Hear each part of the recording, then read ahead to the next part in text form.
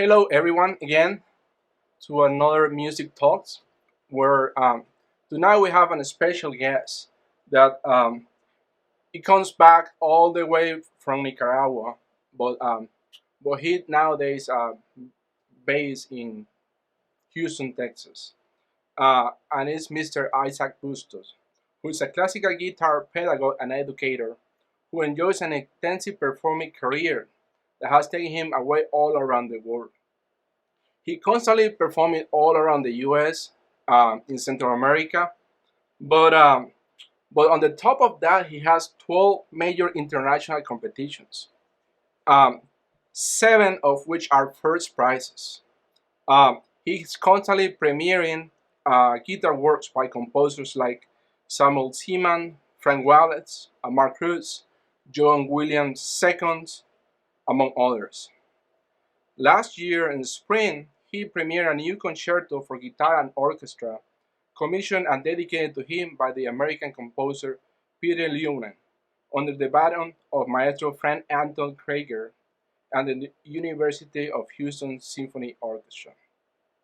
So, Mr. Bustos or Maestro Bustos has a great career, and tonight he's going to be sharing with us all his journey that it goes back to Nicaragua and all his experiences that help him to develop his performing and also the great human being that he is. So, welcome tonight, Maestro Bustos, to the Music Talks, and thank you for accepting to be sharing tonight with us.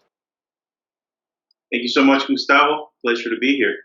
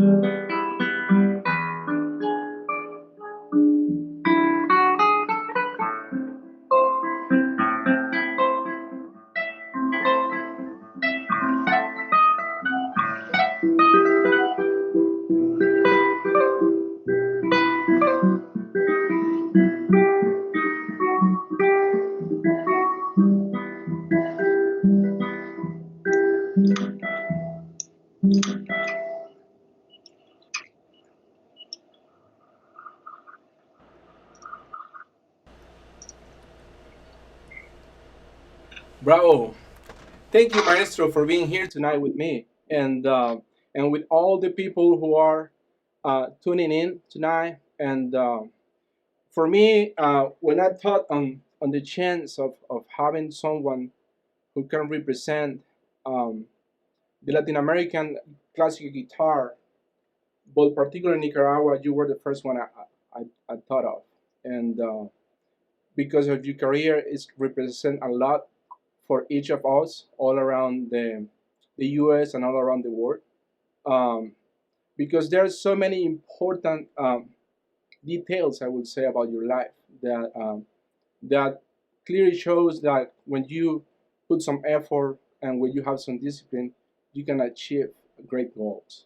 So for all the people who are out there tuning in right now and maybe they don't know you, but you are originally from Nicaragua. Could you tell us a little bit more about that? What age you were when you moved into the U.S. and then were you playing at that point already or not? Yeah, I actually started playing when I was 10 or 11, and that was in Nicaragua. So that was 85, 80, 86, 85, somewhere around there.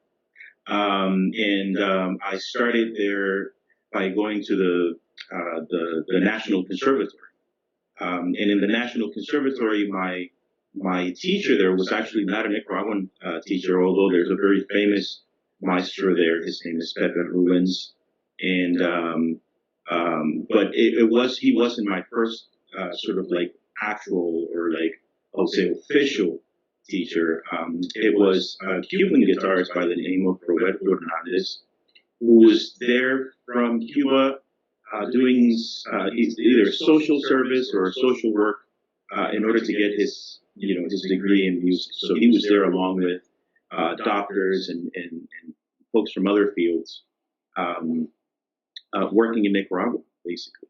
And so he was my first teacher at the conservatory, and he's the first one basically to sort of get me started on classical guitar. The lessons at the conservatory at that time were all group lessons. And so basically I was there with other kids learning how to play, and it was mostly just chords and accompanimental figures, learning how to use your right hand, just very, rudimentary, I would say, skills. And my mother had said that those things were too simple for me, so she asked him if he would give me private lessons. So I would have basically every week a private lesson with him, and then the classes at the conservatory. So this is from the time I was 11. So.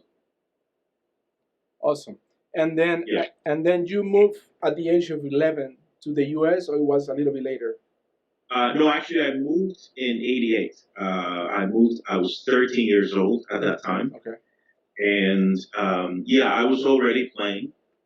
We stopped before we immigrated to the U.S. We stopped in Mexico City, actually, for about a month, because my grandfather was a Mexican citizen, and I had never met him. None of us, actually, none of the kids had met our grandfather. So we spent about a month and a half, more or less, in Mexico City. And I got to meet him and his family.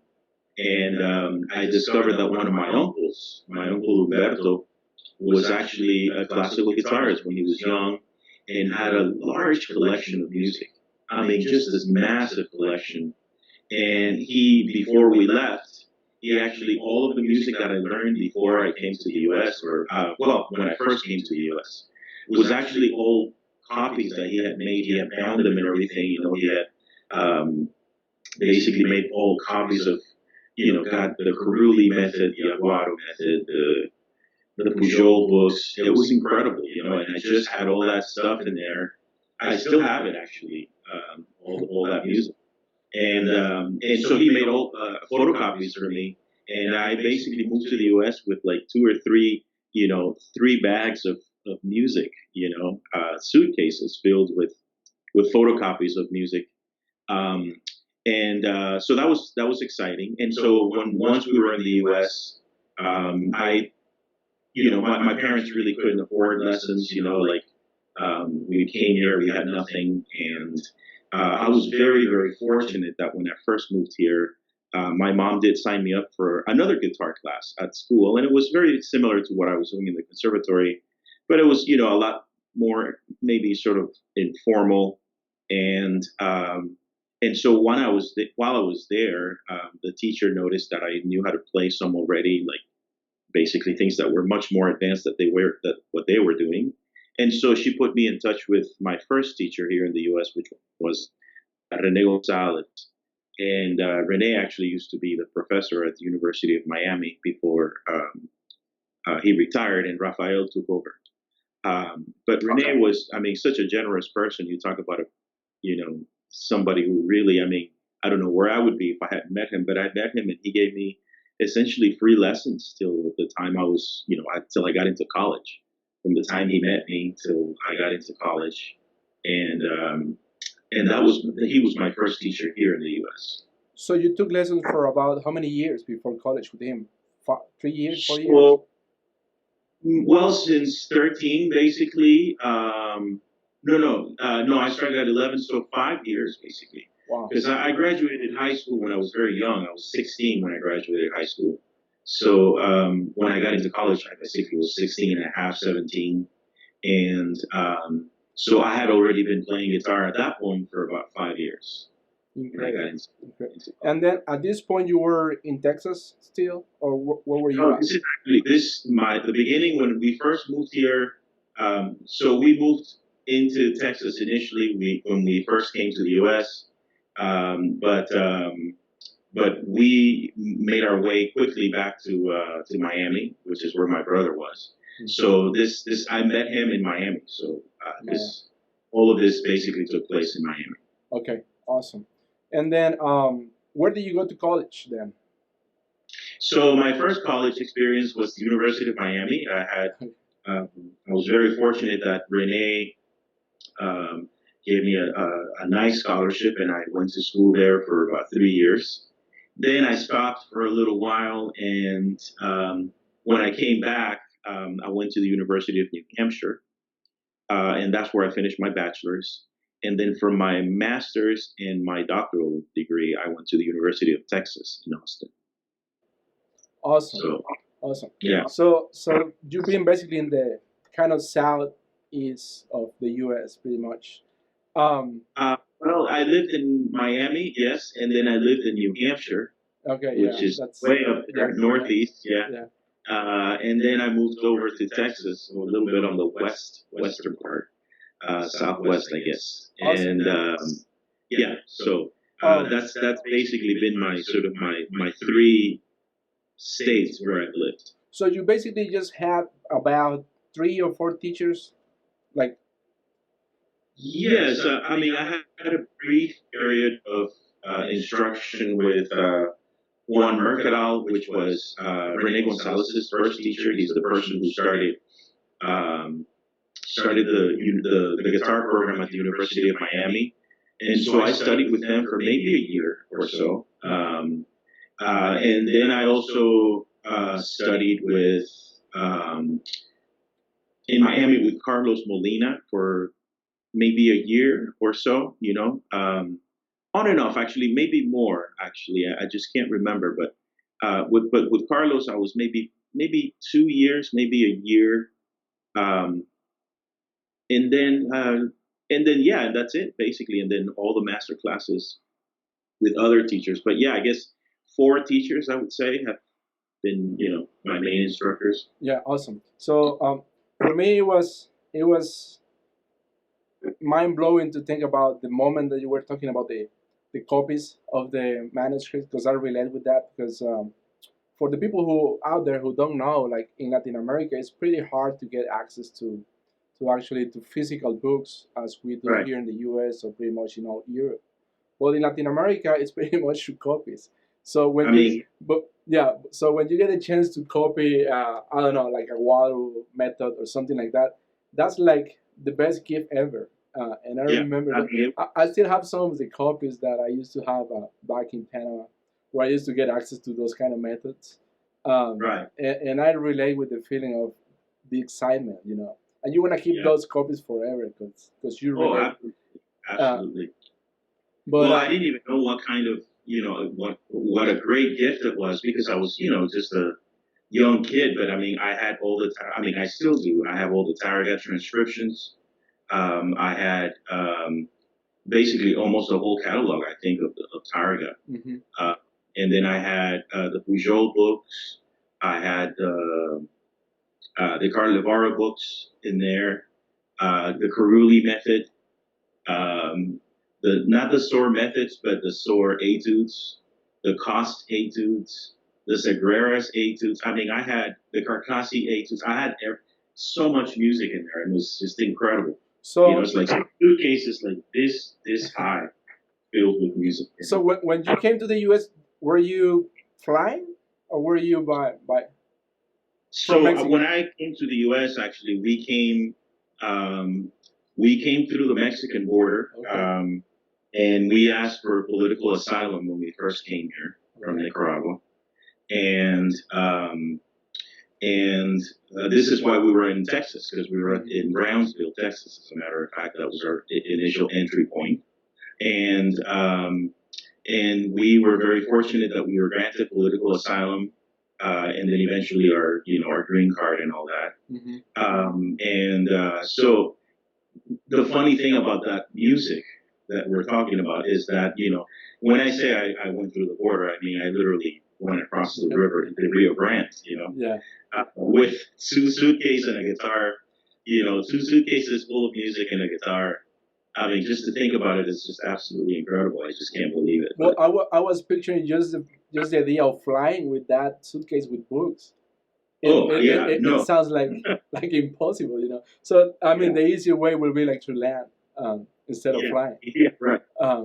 But so we can tell just through that short narrative that Dr. Issac Bustos is someone who has been, I guess, a pedagogue who has been trained for years and years and years, and you have gone through all those methods.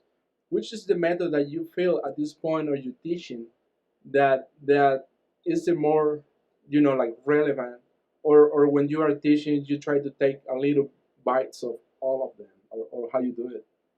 Yeah, it's funny because I think I mean I didn't really use any method when I was in my training. I had all those exercises and all those etudes, but I wasn't really put through a sort of method, if you will, of technique or or instruction. I was just basically like devouring all these etudes, and it was through those etudes that I acquired my my technical knowledge, I would assume, or my technique, and and it wasn't until much later when I got into grad school, and also when I started doing really some teaching of my own, where I came across the Shearer method. And I would say that the Shearer method of teaching is probably one of the best, not the best, but I mean, it's one of the ones that I use the most. The idea of the follow through, the preparation, and the ergonomics of guitar playing, which I find are so important to create good players that are, that are playing in a relaxed manner. But I've also studied a lot of the Pepe Romero technique over the years, and I would say that maybe those two are for me the most influential. I would say that have sort of helped me develop my own. Because I mean, the unfortunate part of my training is that when I was young and I was in my learning stages, I none of those teachers really were working on technique with me, which was, I don't know, it's surprising because I learned basically everything from sort of like self discovery, just playing etudes and playing guitar all the time. I was just playing and playing and playing and playing, and that's how I developed my own style of playing, I suppose. But but the sound of certain guitarists was really also a big influence. So is that something that you change a little bit nowadays in the way that your instruction goes with your students? Oh yeah, I mean, etudes. I definitely assign etudes. I think etudes are very important.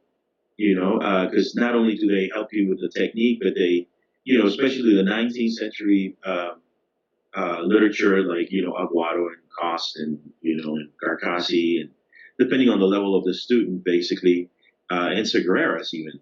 I mean, they just teach you about the fingerboard, in a subliminal way, because it's a lot of those shapes, and a lot of those. a lot of those notes that repeat over and over in every single 19th century piece, you basically learn how to recognize those shapes. I was telling someone else last week that, I knew what a C chord was from looking at it on the page. I didn't know it was called the C chord per se, but I was looking at it on the page, and I knew that shape, and I knew immediately how to do it without having to read every single note on the chord, for example. You just kind of scan it. And I think that just came from seeing that shape, hundreds of times, through the years in those etudes. So that's why I think they're so important to give to students too, because there's a continuity that happens when you're learning that way, But when we're talking about technique or how to move your hands, like more sort of like in-depth, nitty-gritty, I guess, if you will, of how to move your fingers, then I'd say, the Shearer method has, for me, been, a big part of my training. Not my own personal training, but my teaching, I should say. Okay, awesome. So let's go back a little bit through that process of Dr. Issac Bustos, or I guess Issac Bustos becoming the Dr. Issac Bustos, and and I would love to hear one of the things that I guess that we don't hear that often, which is how much support were you getting from your family, and how hard was to get there in terms of practicing, even financial support, which we all know, like Latinos who come to the U.S. sometimes they struggle to that process, and I guess that we all do, and it's important sometimes to have that person who support you in one or other ways. And what I would love to hear your experience. How was that at an early stage, and how actually music started changing your life actually for the good? Yeah. Well, it's funny. I was teaching the other day, and it was like just to preface what you're talking about, it was a virtual masterclass. And this young girl that was in the class, she must have been like 9 or 10. And she asked a question, and she asked me what motivates me to keep playing, and I kind of told her basically that, I don't know if I've ever gone through a part of my life where the guitar hasn't been in it,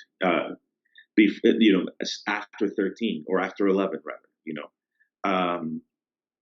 So how has music changed me? It's part of me. It's just like I live and breathe music every day. It's like guitar.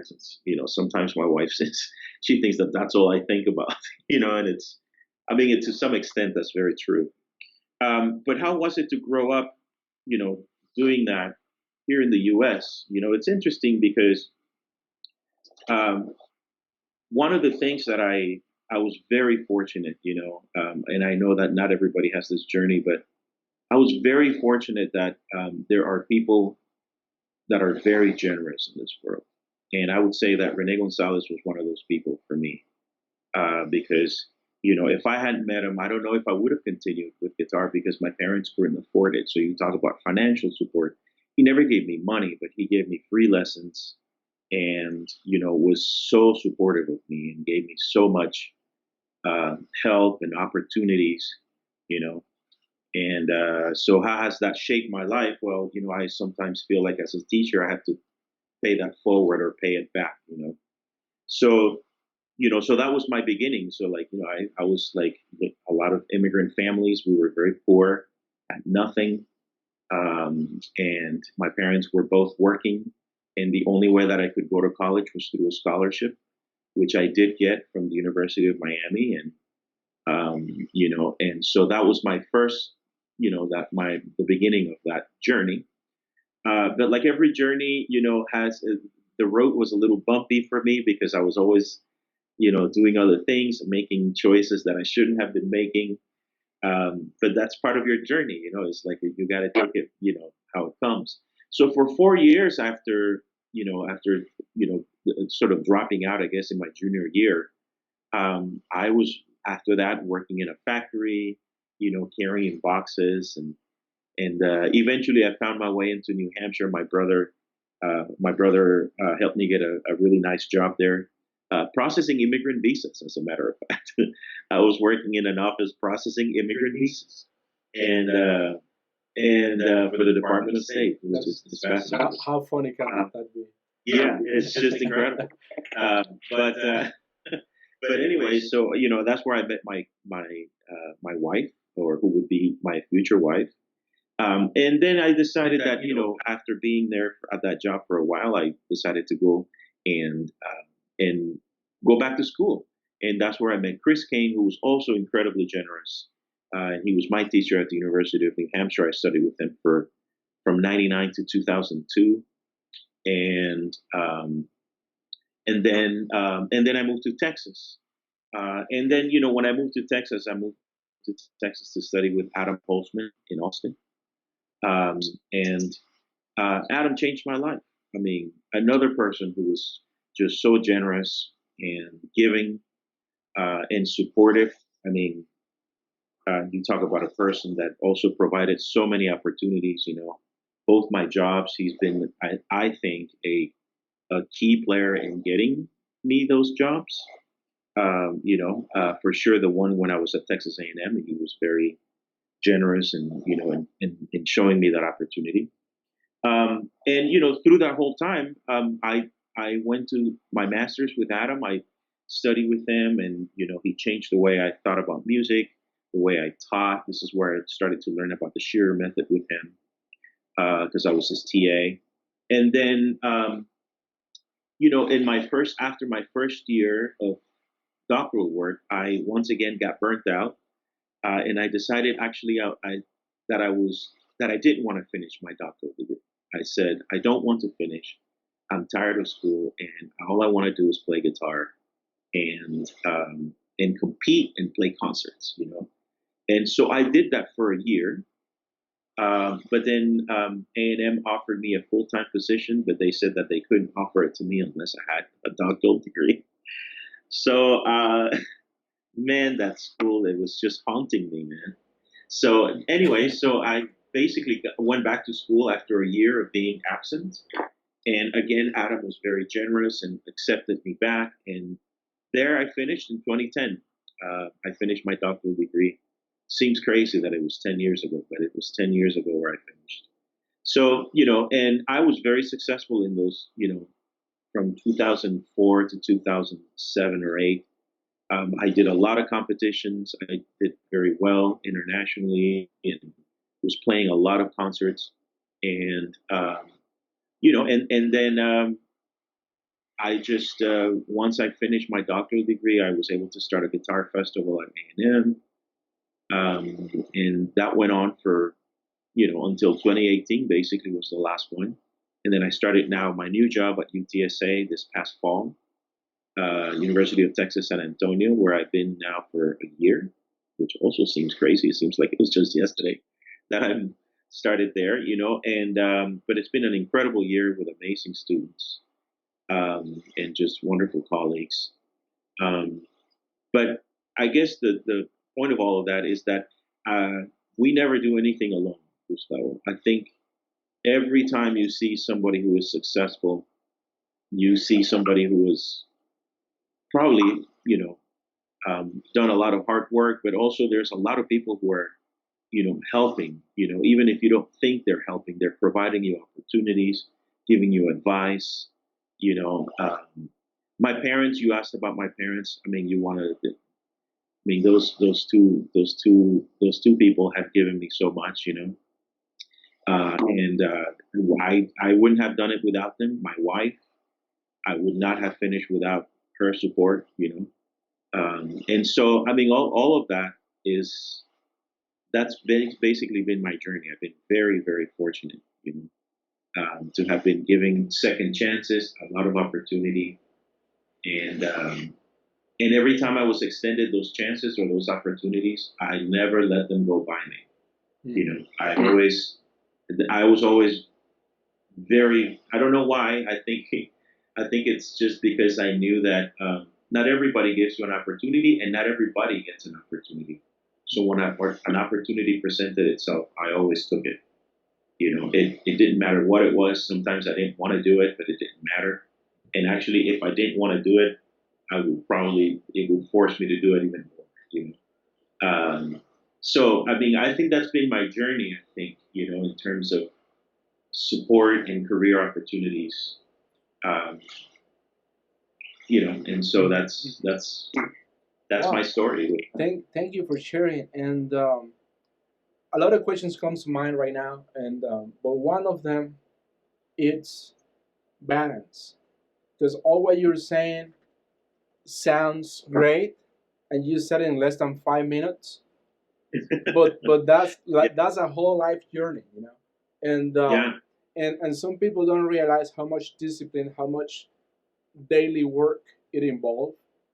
And sometimes, like, you're married nowadays, but there are a lot of yeah, students out there who are starting, who might be, I don't know, engaged, or they're just dating someone, and finding the right balance. Sometimes it's hard, and sometimes it's not even possible. It all depends what kind of relationship you have. I don't know how often you encounter that situation with your students, but even in a master class, when you find those questions, what is your common answer to that? Well, if you think about it, well, there's a bit of personal responsibility there, I think, in terms of because I think when you mention balance, you're talking about also about time commitments, and um, so I think when you have something that you want, um, or something that you need to do, um, I think you have to make time for it. How much time that largely depends. That's different for everybody. Um, but I think when it comes to a relationship, for example, again, I'm very lucky with my wife. I never had that problem. I never had the, you're practicing too much. Come spend time with me. And I think she was just always very respectful of the fact that, even though I'm sitting in a room playing guitar for, I don't know, it was hours and hours and hours. She never looked at it as like a hobby. She thought that's my work, that's my job, that's what I do. And saying that, actually, it makes me realize how lucky I am, because I know that that's not the case for a lot of people, where they experience a partner that might require more attention, or all the attention, if you will. So it's hard for me to relate to somebody that doesn't do that. But the answer that I give to students who are going through that problem is um, that they have to make time for it themselves. And if the relationship is important, they also have to make time for it and create boundaries with that other person. Because I mean, this is separate from guitar, but I think the best way to solve that problem when it comes to, like, balancing your love life or your relationship with your instrument, and your relationship with your significant other, is all about boundaries. You have to set boundaries for yourself as well. That if you make a commitment to go out to dinner that day and you want to practice, that means you can't do that. And so I think that was also important for me, when because I would always basically just be completely honest with my wife, um, or whatever partner I had at the time, and just be like, I have to practice, but we can meet at X time, like 6 p.m. But up until that point, and I still do it, like sometimes, I'm in this room. This is my practice room here in my office. And I've been here for hours, and then I come out and it's like, oh, hey, you want to have dinner? I mean, so, so I guess I think I'm very lucky, but the answer to those students is always is that you have to make commitments and you have to create boundaries with that other person, and let them know that what you're doing is important. And that could be anything. It could be studying for an exam. It could be practicing for a competition. It could be practicing because you have a concert. I mean, it could be any of those. So Awesome.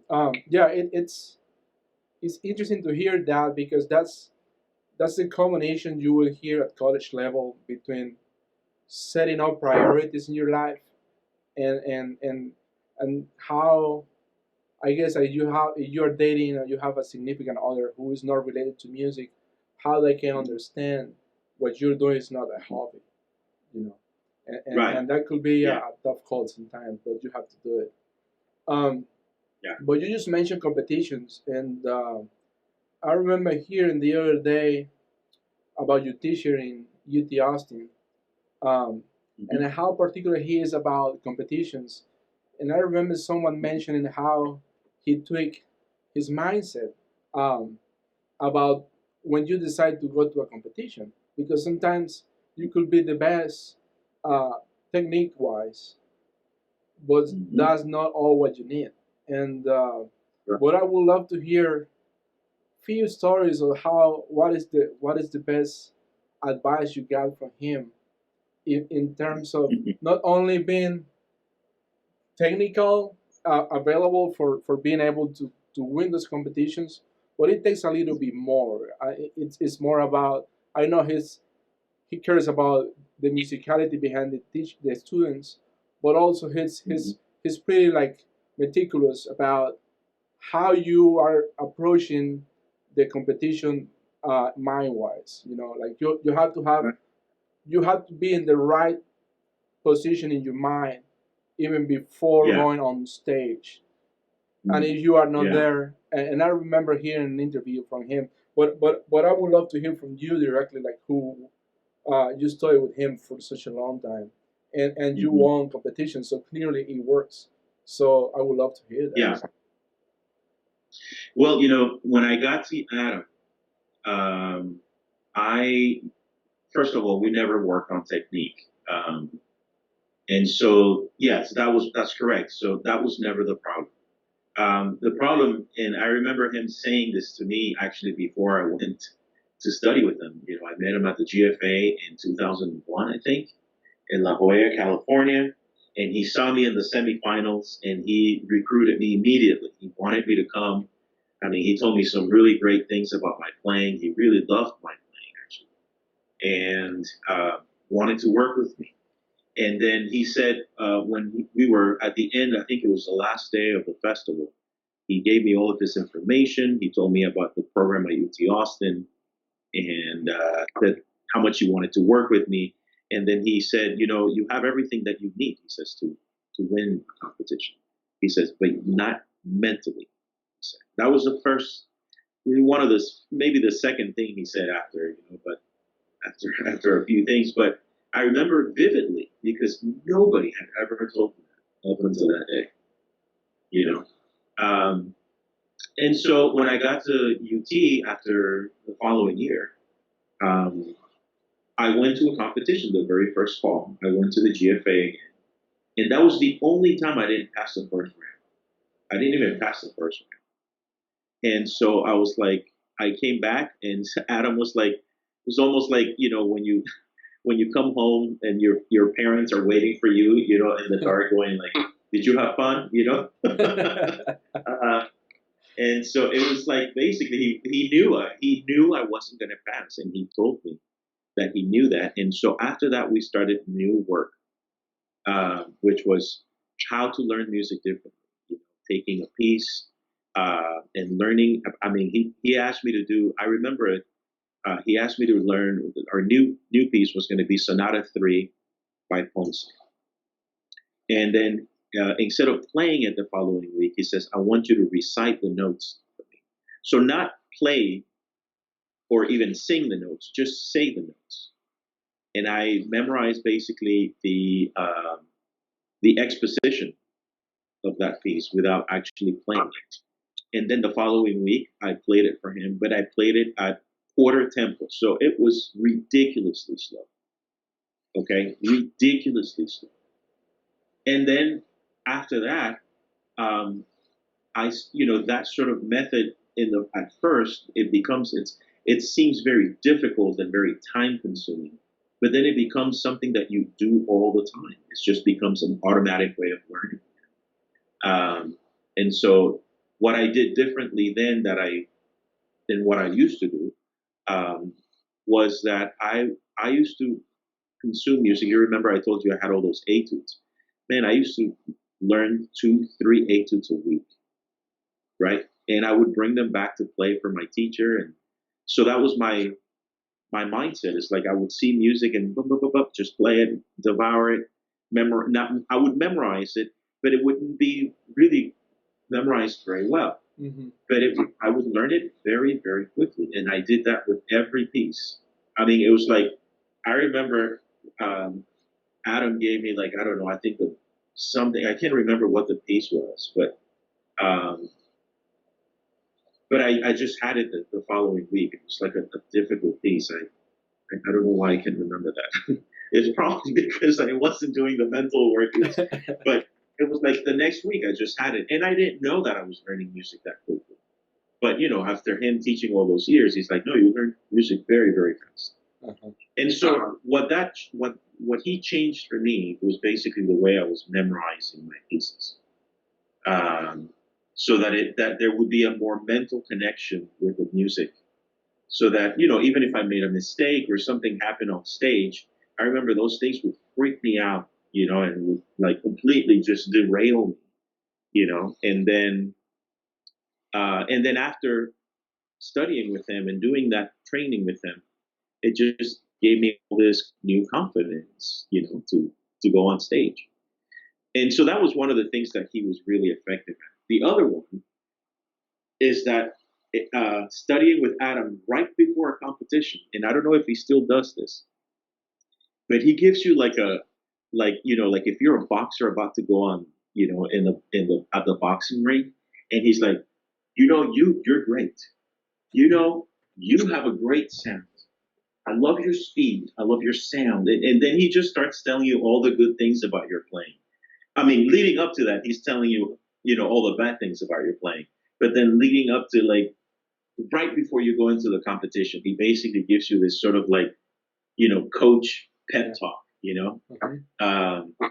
And I mean, those were wonderful years with him, because he gave me a lot of confidence about my playing, because first of all, he told me things about my playing that nobody had ever mentioned, that were unique, and so before a competition, and I went to so many, he would always remind me, hey, you've got a great sound. Hey, your technique is great. Like, it's really fun to watch your hands. Blah blah blah. All these things that were just, I don't know. It was a great time. You talk about somebody who gives you support.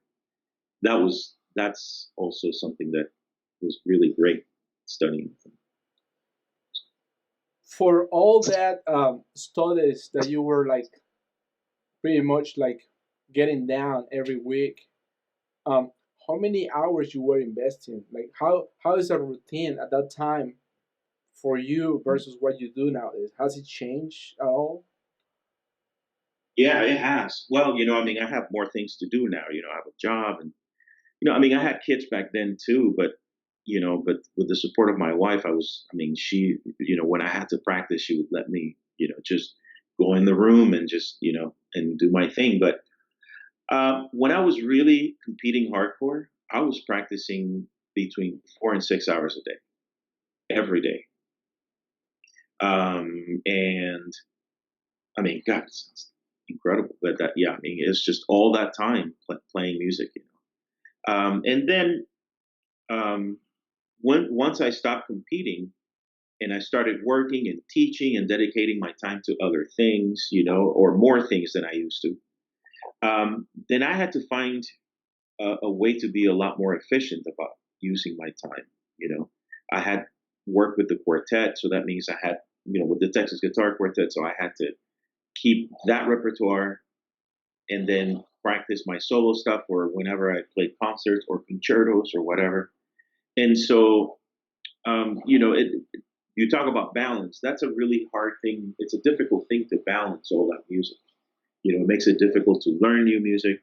But what has changed is basically that now I might practice 2 hours, 3 hours a day. So A lot less than I used to, but it is more intense. It's a lot more focused, And you talk about setting boundaries. I set boundaries in a way where, like, if I know that this is going to be like a tough month, and somebody tells me let's play this, and I don't know it, I have to tell them, well, I can't have it ready by then because I know it won't be ready. Mm-hmm. You know, and because I don't have basically the time that I used to sit down and learn a new piece for, like, hours and hours like I used to. So I have to be more efficient now.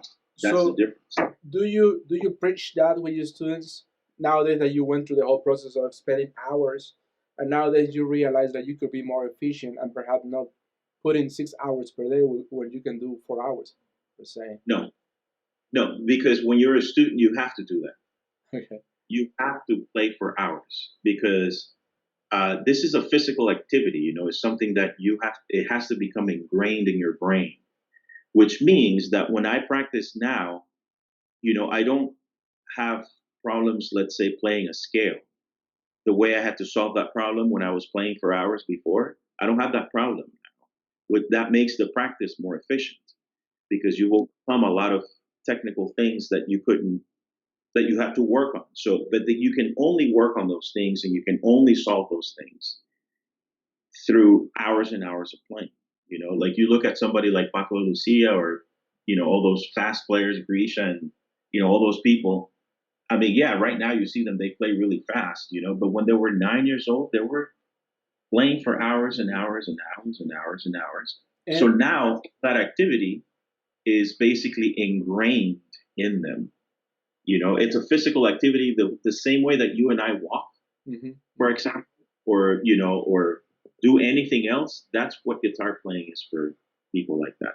So the only way you can accomplish that is by playing for hours a day. And within that, do you encourage the student to have like a set of goals per practice per se? Or Absolutely. Well, yeah, I mean, that's all that being said. Every practice session and every week we have different things that we work on, and I do try to focus. I mean, so just to answer the other question is like, yes, I do focus on things with them. So every week I tell them how many measures to learn.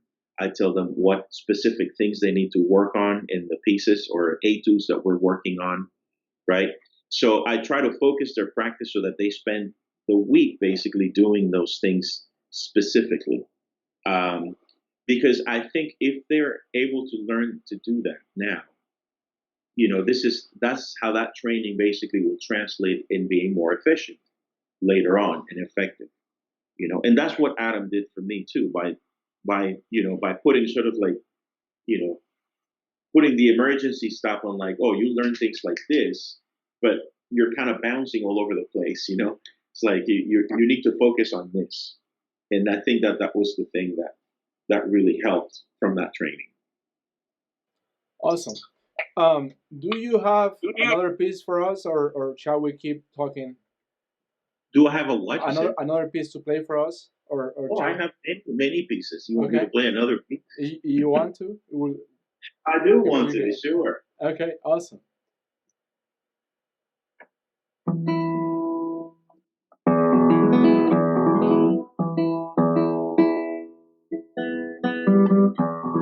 So this is Rumores de la Caleta by Issac Bustos.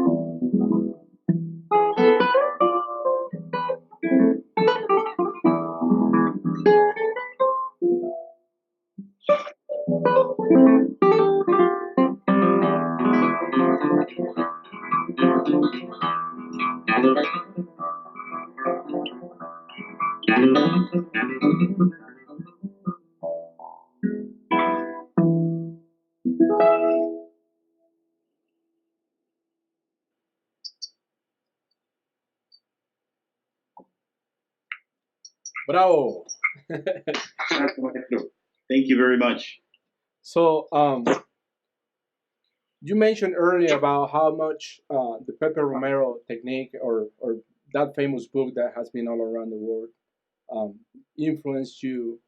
Um, and I guess that you have met Pepe already in the past. You haven't met? Oh, absolutely. Oh, Yeah. okay. Um, I mean, so we all know he's a unique character, but his technique and his career, I would say, is pretty influential among a lot of players out there. And what is that thing that you think it's like the most influential in you playing, or maybe in the way that you see music, from what is considered the Romero technique, or the, because that's pretty much how some people consider. well, yeah, I think is the way he uses rest stroke in scales, but also in melodic playing. And I mean, for me, so the first time I ever heard Pepper Romero on a CD was when I was maybe 14 years old. I had been here for a year, and I had been exposed to other guitarists. Of course, I had heard Segovia, I had heard John Williams, Julian Bream, all those people, and loved their playing. But there was something that I just found absolutely captivating about Pepe and Angel's playing, actually, also. Um, and it was that the sound that they made on the guitar. And, so you talk about technique, a technical sort of influence on me. It wasn't actually the technique that influenced me, it was the sound. So, I mean, of course, you have to remember this is something that I didn't quite understand back then, but it didn't matter because it made me work for it. And it was, I would sit in front of the CD player and in front of the speakers, and I would play something that they were playing, whatever piece they were playing. And if I knew it, I would try to play it and make it sound not exactly how they played it, but how they sounded. I wanted that sound, you know. I wanted to sound just like Pepe and Angel Romero, and not the way they played, but the way they sounded.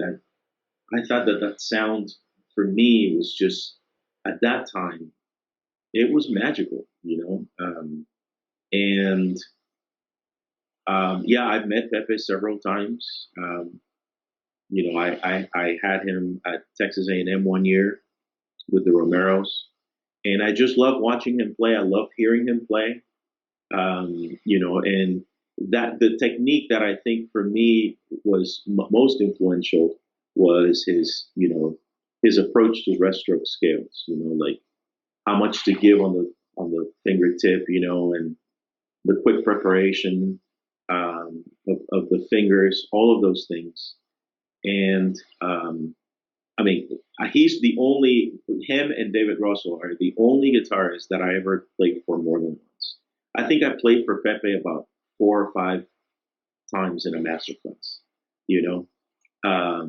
And then for David Russell, I played about 4 times, you know. And so every chance I got every time I had a chance to play for them, I would play for them. Yeah.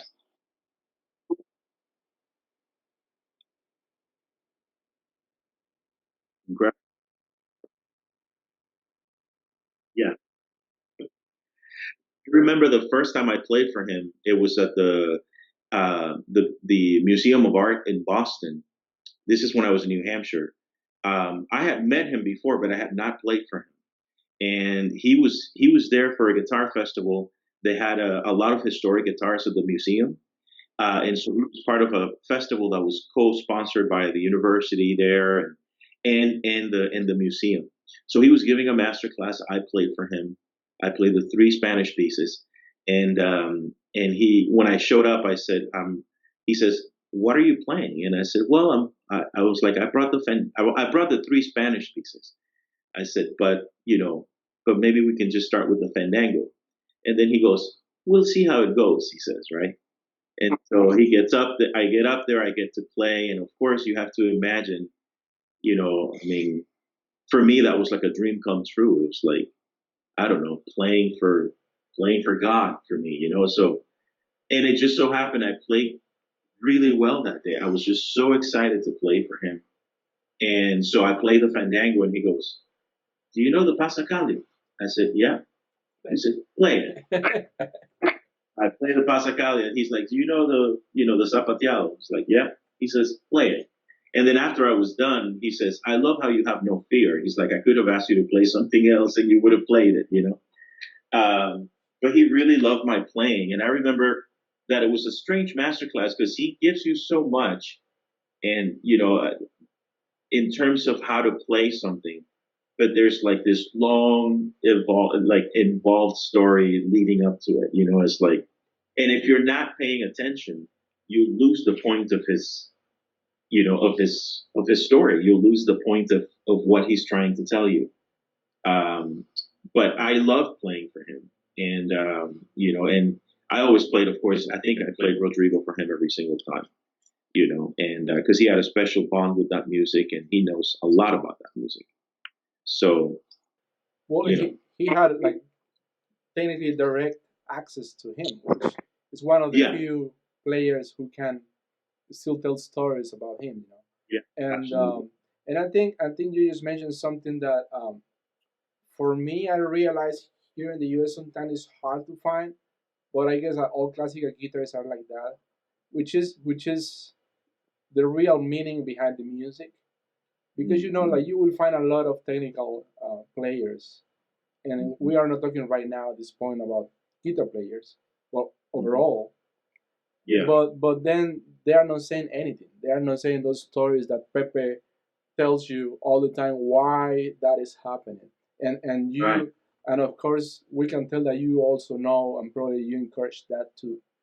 And and at this point I would love to hear, because we are, let me see how well we are, a little past an hour, but I would love to hear like what is your advice to those Latin American guitarists who are trying to get out there? You know, it could be competitions, it could be just to come to the U.S. to get educated for so many reasons.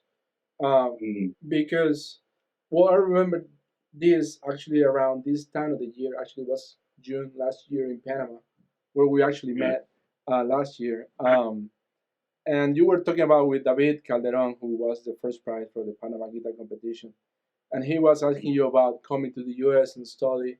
And I remember you mentioned like, yeah, well, if you can practice right now, that's your priority. I guess that you can stay there. But Mhm. sometimes just the idea of going somewhere else, it seems like too hard for some people. Yeah, yeah, But sometimes you realize it's not that hard when you really want it, as you were saying earlier. Um, yeah, yeah. but what would you tell them? So as an advice to all those new generation of leaders. Well, I mean, I think just in general, I think it's important to always get out of our comfort zone, um, and experience new things, because it is through those experiences that we grow, really. And if there's an opportunity to go somewhere else to go study, um, you should take it. Um, there's I think the hard work that we do, it is compensated when it comes to opportunities to go study. This is the reason why we practice, obviously, and we spend so much time in the practice room in the first years. That's why I can't tell my students to be efficient. They have to be there for hours and hours. And if you're already someone who's doing that, and you get out there and seeking excellence, and you portray excellence, excellent things will happen to you. I think about the way things happened to me when I was, in my learning process, and it wasn't because people were just generous. I understand that too. It was because I was working really, really hard, and there were people who appreciated it. They appreciated that work, that provided opportunities for me. So, if an opportunity presents itself, somebody gives you an opportunity, you should definitely take it. And um, and work hard. I mean, that's it sounds like a cliche thing to say, but really, it is that hard work that really eventually just gets you the scholarship, gets you the job. Seriously, like the reason I've had my jobs and the opportunities that I had is also because I still work hard about my playing, but also my teaching. I work hard on that, and so those opportunities really don't come unless the work precedes it. You're the work that you put into it, and basically that's the whatever work you put into it, that's what will come back to you. So if you don't put a lot of work into it, no, all those opportunities that I keep saying how fortunate I was to get, and I feel very grateful for those opportunities. But I know that if I hadn't been working that hard, then it would have never happened. Mm-hmm. That's the reality. So, my advice is, I can tell you there was one year when I had an opportunity to recruit some students at Texas A&M, and I called one of my very good. He's a friend now, but he was a student at the time, and I asked him to come join me at A&M, and he took it. He saw that opportunity, and I love that about him. He saw the opportunity to leave Nicaragua. He was in Nicaragua at the time, and he's now getting a doctoral degree in another field, but he is out of Nicaragua. He took that opportunity I extended to him, and I'm glad that it worked because he's now in a better place and doing great things. And I think it's funny at this point for me. I think it's really important to pay that back. All the opportunities that I think were given to me, I want to give those opportunities to other people. That's why I moved to UTSA. I moved there because I know that there's opportunities there. If for me to be able to recruit students who are talented, and so that I can continue to provide those opportunities there. Which, by the way, I don't live in Houston anymore. I live in San Antonio. Oh, you live? Oh, my bad. Yeah, it's close. We were close. It's close. Okay. So what keeps you inspired still at this point musically? Because you have played a lot of rep, but at the same time, do you keep coming with new stuff all the time? And do you still that kid who got so excited about playing guitar every day when you sit down? And how do you encourage that? Because sometimes as you were saying, you get burned out because of hours and hours of practice. Sorry, Gustavo. Let me turn the light on because it's getting dark. Mhm. That's much There better. you go. How do I keep motivated? Yeah. Well, not just motivated, but also inspired. Because sometimes you are motivated to practice. Yeah, I'll do it. But sometimes you feel that music, which is different. So this pandemic, for a little while there, I was not motivated to play, and I couldn't figure it out. I couldn't figure out why. I couldn't figure out it because well, think about it. It's the perfect opportunity to practice. You have all the time in the world to do it. And when the pandemic first happened, of course, everybody's worried. Everybody's concerned for their safety and their health. But it wasn't that. I couldn't figure out why I didn't want to practice. Because, I've been practicing since before I had concerts. So that was also not necessarily a motivating thing or keep me inspired. But it was the fact that I couldn't share my playing with other people. That's why I didn't want to practice. I couldn't share the playing because the way I look at it, at my life now, is that I don't necessarily, I still love making music, but I love sharing music actually with people. Love playing for other people. And that's the little kid in me who, when I went to the conservatory the first time and I heard all those sounds, and I felt a certain way because those sounds made me feel a certain way. So there's that part in me still that wants to share that with other people. That sort of childish enthusiasm about music. And I still have it. So I'd be lying to you. I love the guitar. I love everything about it. Think about it. And my wife is absolutely right. I think about it all the time. It's terrible. And I think that's what keeps me inspired to or at least motivated to keep doing it. I want to be better every day than I was the day before. And that keeps me motivated. But what really inspires me too, and this is the other thing I was talking about the pandemic, or what I wanted to say, what was that not necessarily sharing the music that I play with other people in sense of a concert, but also that I couldn't make music with other people, like with the quartet, with my colleague flute player at UTSA, we've been playing for a while. And I love that connection and that interaction that happens between musicians, that's very unique, because I always feel like when you play, you're also kind of exposing yourself in a way that makes you vulnerable.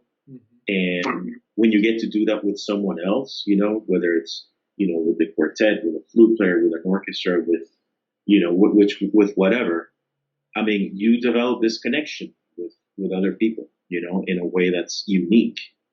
And so I think that's what keeps me motivated and inspired, is that I know that right now we can't do this, face to face, for example, which I can't wait to see you face to face again. But I know that inspires me, knowing that that I can still share music even if it's not face to face, and that's it. Yeah. It's interesting because the topic of the COVID-19 keeps coming out in every single interview, even if I'm trying not to, because the topic of the COVID-19.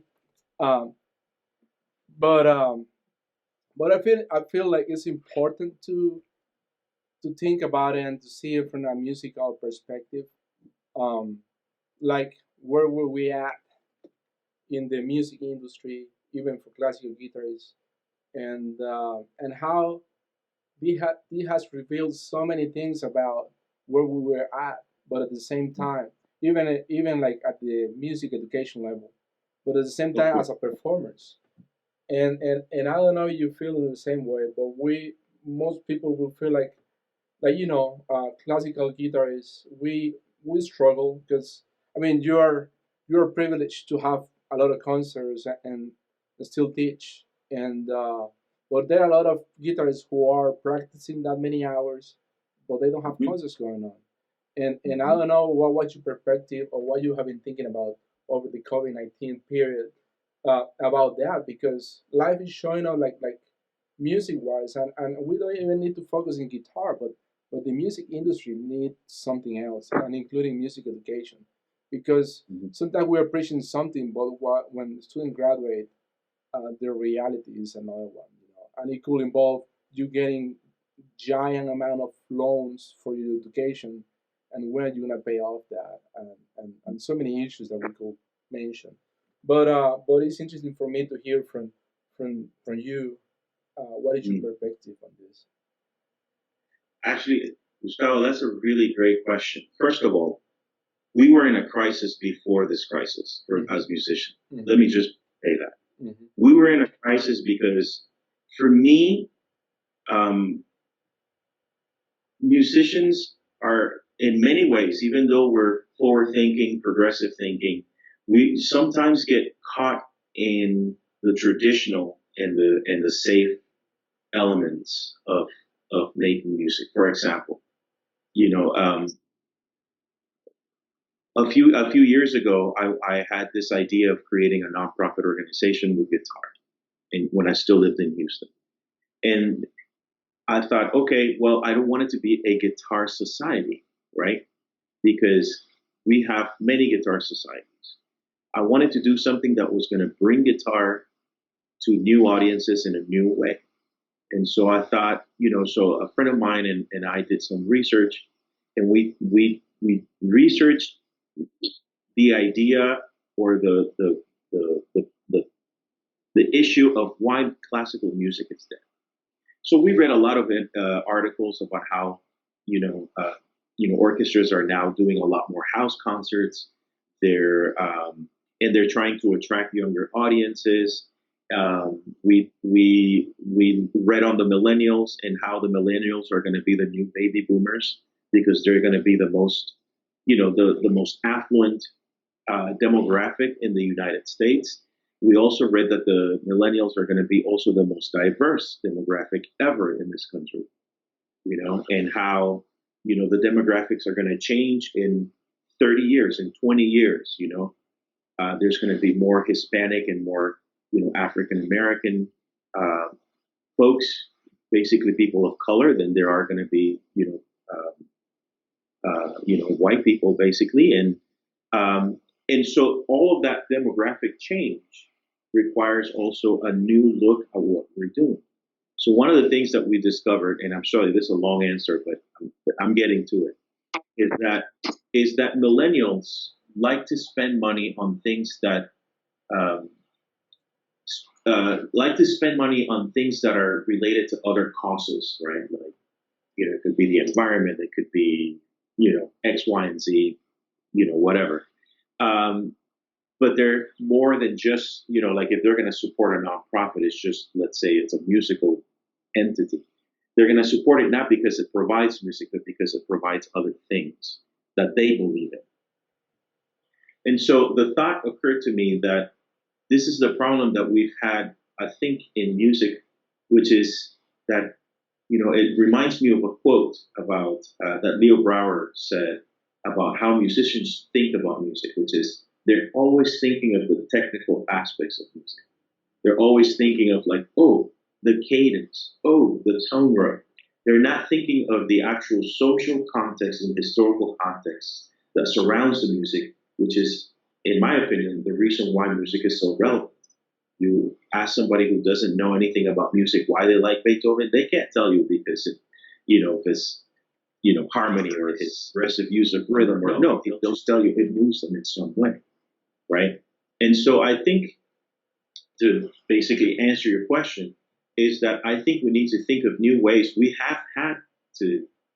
should have been thinking of new ways to make music that involves the guitar, and not just the guitar, but since we're guitarists, the guitar in some other context that is not the traditional way, which is like, I'm not advocating for let's not go watch a concert where somebody sits down and plays a 2-hour concert. I'm saying let's do that end create non-traditional performances, create performances that attract other people in other ways that maybe even involve technology, multimedia.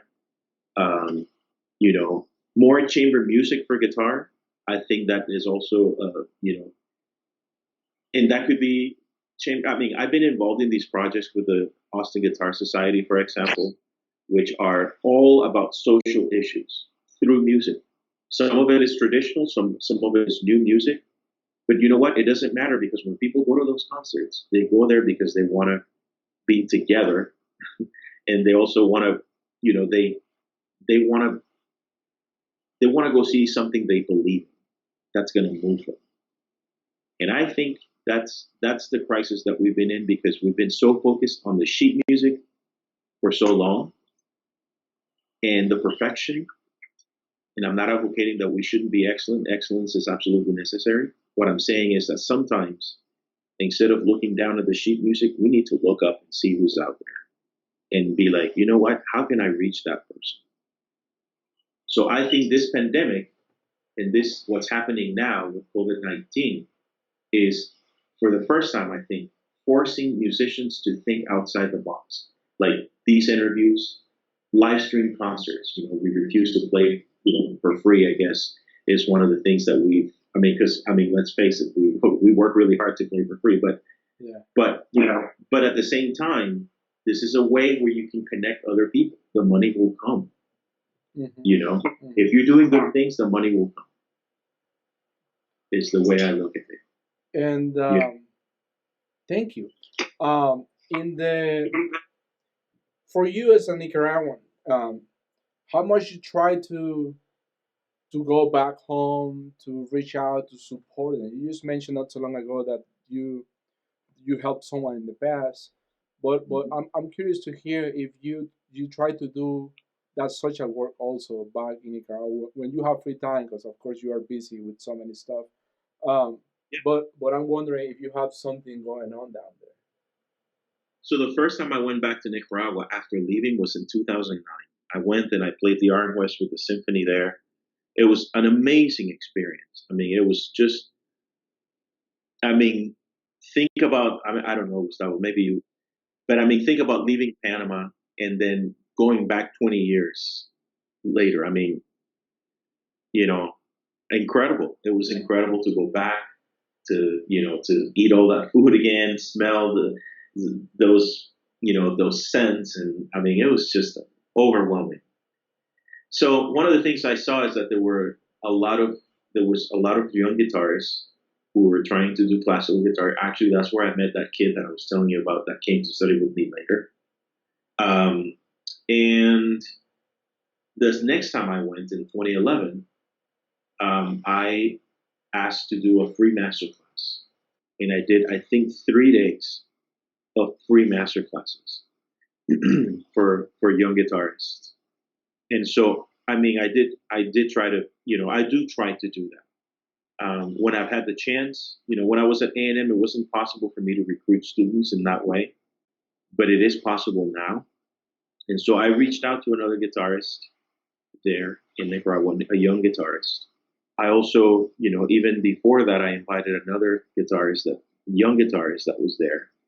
And so I've tried to extend a helping hand, I should say, to extend a helping hand to those who I can pull up with me. I think that's really important. Mm-hmm. Not as a Nicaraguan, as a human being, but it's really important for me to do that because those opportunities were extended to me, and I would be irresponsible if I didn't extend the same opportunities to someone else. Well, yeah, well, that sounds great, and I think this is also the reason why I'm doing this too. And well, we are doing this in English in this case, but I've been doing a lot of them in Spanish, and probably I will translate and add the subtitles because I know there is a lot of information that students don't get access to, even here in the U.S. or even Latin America. So I believe like it's important to release and to spread out the word about all the wisdom behind important players like you and so many others out there. And definitely, I want to thank you again for accepting to share all these stories with us and with everyone um, right now on the Facebook and in the future in YouTube. And I want to encourage everyone who is right now on the social media to follow him. He has a great content in his Facebook and Instagram everywhere. And I'll be sharing this again on YouTube for future reference for anyone who wants to get access to the interview. But thank you because it's been an hour or so, but it's been like a life journey in an hour, Yeah. and this is important for me, and I'm guessing that it's for you too, and for so many of us who come from a really, like I would say, like a rough path, and somehow life keeps showing you good stuff, you know. Well, thank you so much, Gustavo, for doing this because, you know, I know that doing these interviews takes time, and I know that time is precious for people. But I also appreciate it because it also shows your commitment to what we do, and that's also really important. People like you are so important for what we do, and so I want to thank you. I mean, really, from the bottom of my heart, that you're doing this work. Thank So you so thank you. much. Yeah. And well, I'm glad that we are good friends, and thank you everyone who were in tune, and till next Sunday. All right. So thank you, Isaac, again, and Thank, and it was great. So thank you. I'll see you thank you. around. Bye.